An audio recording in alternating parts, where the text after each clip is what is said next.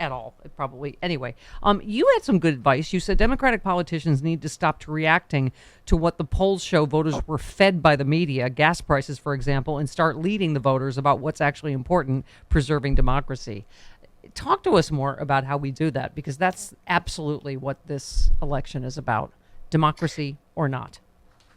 Well, and I should put this out here. The things that we're reacting to are important things: gas prices, inflation, baby formula shortages, etc. But if you spend all of your time dodging balls that the GOP throws at you instead of picking up a ball and throwing it, it's going to make it a lot harder to hold the House and the Senate in the midterms.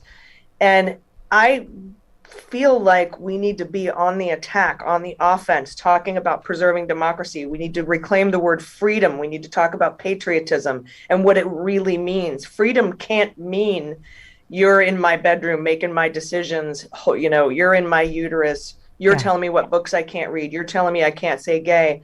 That's not freedom. And it's time to take freedom back from the Republican Party. And we can't do that if we keep dodging balls like inflation and gas prices and all that stuff. I feel like you said dodging balls too close to the Madison Cawthorn story. Jeez. I was hoping you would work that in there. I did. Okay, so... Did it? Work that in there? Okay. His cousin was surprised he didn't come from behind. I stole that joke from somebody. Okay.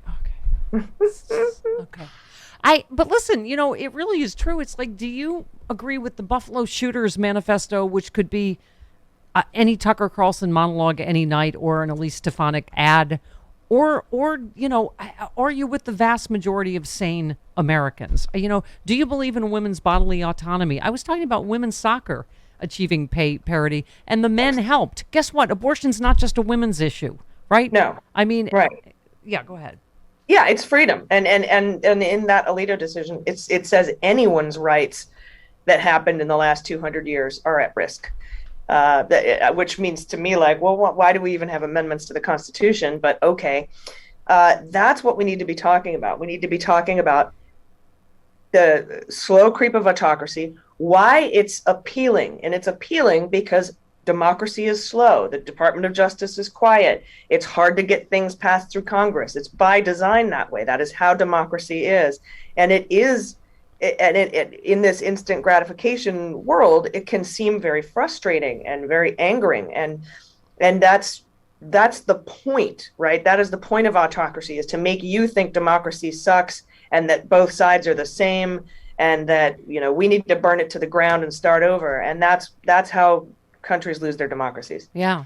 And I think it was Val Demings this week, Allison, that said, women shouldn't have to unearth their worst pain and their most painful moments in their life to get rights back that we've had for 50 years, like Lucy McBath did this week, like you did this week in the Washington Post. And congratulations. What just a brave, powerful article. You just said overturning Roe would be disastrous for the U.S. military. And you write, when I was 21, I was drugged and raped violently while serving in the military, a crime that resulted in pregnancy. Had I not had access to abortion, the assault would have ended my career, derailed my life. Military readiness would be directly affected. And you just talked about how prevalent rape in the military is. But anyway, thank you. This piece was great, and it was, just impactful. Mm-hmm.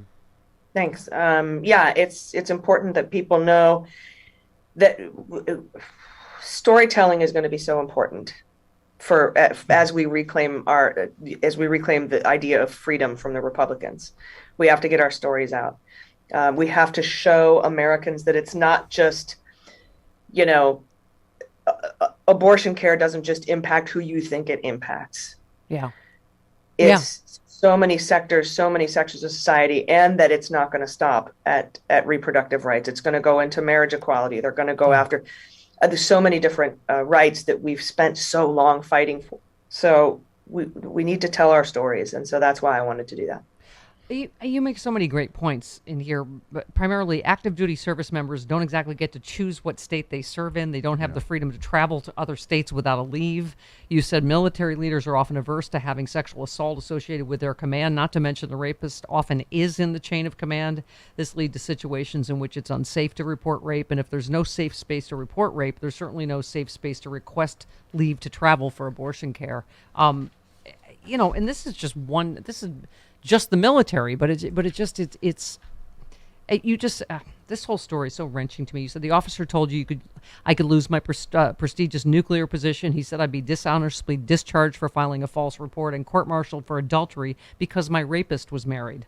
I left believing it was my fault, a lie that took over a decade of therapy to undo, one I was terrified to mention to anyone. There was no morning after pill to prevent pregnancy back then, but when I discovered I was pregnant, I was able to access abortion care at a nearby Planned Parenthood, along with a counseling referral. The trauma from the rape almost cost me my life. Access to the care I received afterward saved me. Again, like Lucy McBath this week saying, what miscarriage should I have been imprisoned for? I mean, the fact that you're having to unearth this pain, and Lucy McBath and Barbara Lee was on our show this week talking about her back alley abortion in Mexico and back in whenever, right? That's an incredible story. Yeah. But talk about what this was like for you to have to unearth this, but to be faced with a right, again, that women have had for 50 years. For 50 years. It's not easy. I mean, it's obviously re-traumatizing. But it's necessary, and think of all the women who are simply unable to relive that trauma and tell their story. I